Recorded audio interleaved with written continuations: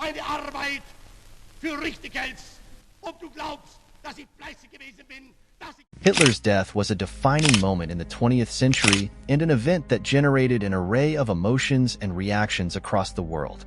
On April 30th, 1945, with the armies of the Soviets mere tens of meters away from the Reich Chancellery where his bunker was located, Adolf Hitler committed suicide.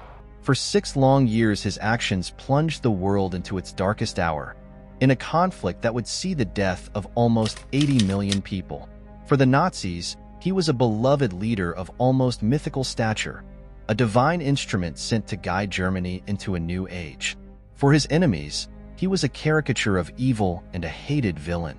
As reports of his death reached the ears and eyes of the world, they generated a host of different reactions.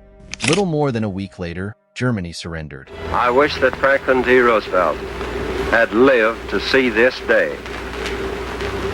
General Eisenhower informs me that the forces of Germany have surrendered to the United Nations, which in turn generated fear and uncertainty on one side and jubilation on the other.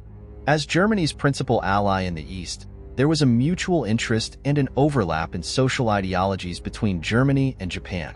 Of great importance to the Japanese ideological system in place at the time was the idea of fighting to the death. The Germans promulgated this idea in themselves during the Nazi era as well. Hitler ordered his soldiers to fight and die rather than surrender, and this was certainly the real case in many situations, especially among members of the Waffen-SS, the armed wing of the Nazi Party, who were particularly fervent in their ideas of death before dishonor. On December 11, 1941, Italy, Germany, and Japan signed a no-surrender agreement. The extent to which each country was willing to enforce this is debatable. Although it was signed mainly for propaganda reasons, Hitler certainly was willing to stick to the letter of its contents, even if the upper echelons of the Nazi government decided otherwise.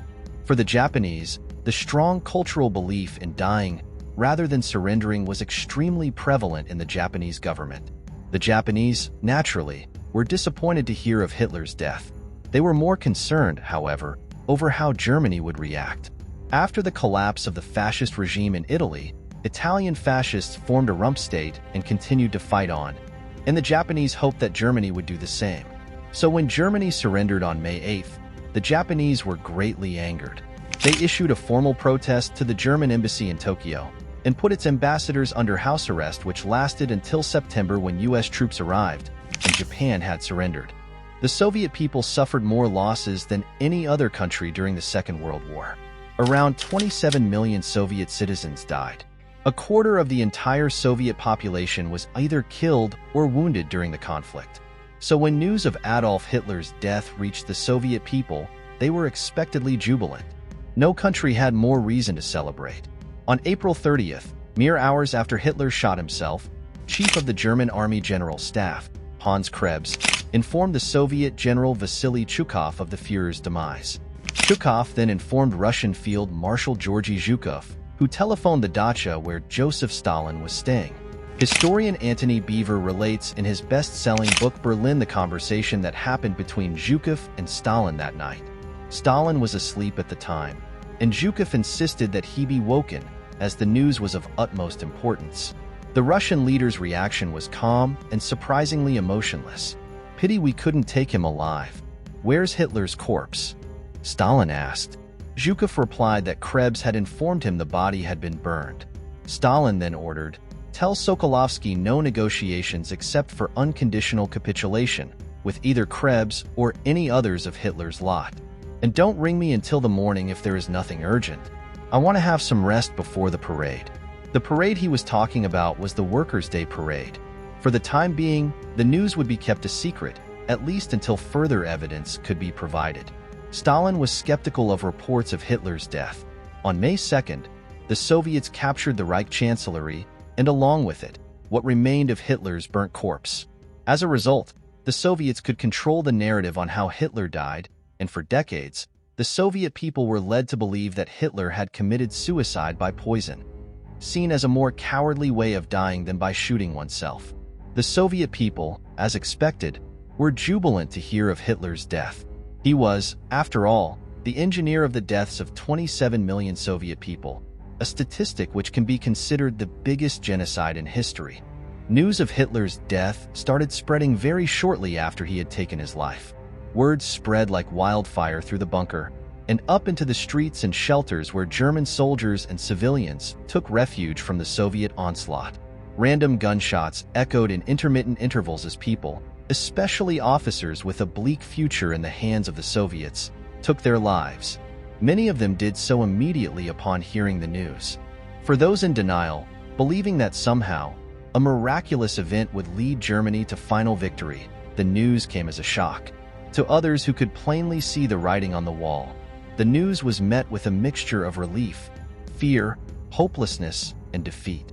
It is important to note that at this point, the Germans were not completely aware of the extent of Hitler's crimes, and as such, did not view him with the same revulsion as they would come to have in the following weeks and months. As footage was broadcast, and campaigns to shame the Germans came to light and fruition, the general German mindset was that of overwhelming guilt, and there could be no option other than to be thankful that Hitler was dead. Leadership of the Reich passed to Admiral Karl Donitz, but he did not surrender immediately. He continued fighting for an entire week after Hitler's death. Despite the casualties incurred in the last stand of the German forces, this decision allowed 1.8 million Germans to flee westwards to escape being under Soviet occupation. Considering what the Germans had done to the Soviets, it was a pragmatic decision to save as many Germans as possible from Soviet revenge. They knew the Western Allies would treat them better. Expectedly, the reaction to Hitler's death in Britain and the United States, as the principal Western Allies still fighting the war, was one of jubilation among the general populace. It wasn't, however, a big surprise. The media kept up to date with what was happening, and the public was well informed of the proximity of the complete German defeat. So when it was announced that Hitler was dead, some newspapers reported the story in a very calm and unsurprised way, similar to the reaction of what they were reporting. The New York Times noted the event in the UK's House of Commons. The edition reported, "There was an almost complete lack of excitement here. Those who believed the report seemed to accept it as a matter of course that Hitler would die. There was no official reaction." Of course, this may have been simply a report on the stereotypical British reservedness. The reason for this lack of initial excitement may have been the timing.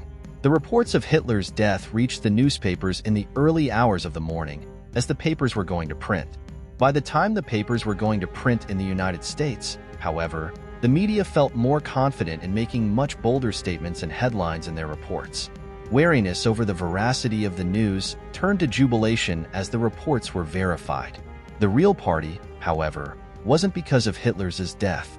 A week later, the war ended, and parades marched through the streets of major cities as people celebrated an end to the years of fighting. Hitler's death was not a turning point in the war. It was already decided when the Germans failed at Stalingrad and Kursk. Hitler's death was, however, a turning point in human history. It marked the end of an era of war and genocide on a scale that humanity had never known. As news of what had happened to the Jews came out, the hatred for Hitler only grew. Apart from small fringe elements in human society, Hitler's death is regarded by all humanity as a good thing.